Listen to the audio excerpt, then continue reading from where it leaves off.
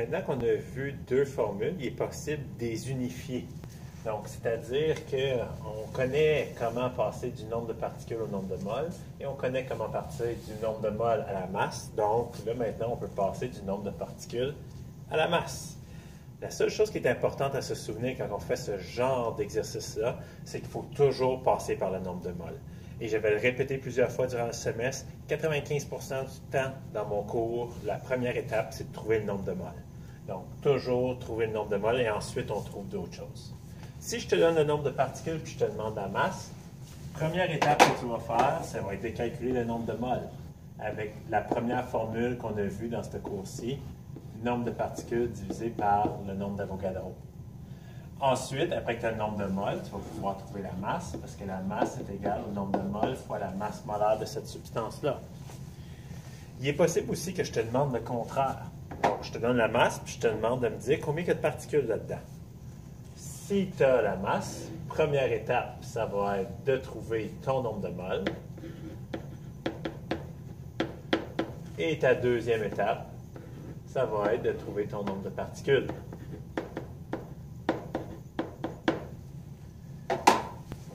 Donc, comme on peut voir, dans chacun des cas, il va y avoir deux étapes. Et, grosso modo, au centre, il faudra toujours trouver le nombre de moles. Voici ce que ça donne pour un exemple. Combien de molécules de NaCl trouve-t-on dans 117 grammes de sel de table? Donc, ici, combien de molécules? Je cherche mon nombre de particules.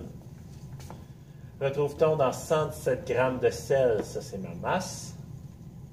Donc, ici, il faut que je passe de ma masse au nombre de particules. Donc, je sais qu'il va falloir que je passe par le nombre de moles. Une autre information qui est donnée dans le problème qu'il ne faut jamais oublier, c'est qu'aussitôt que vous avez une formule chimique, vous avez accès à la masse molaire de la substance. Donc, justement, pour ma première étape, j'ai besoin de la masse molaire de la substance. Donc, je vais la calculer. La masse molaire de ma substance, c'est la masse molaire de tous les éléments qu'il y a à l'intérieur.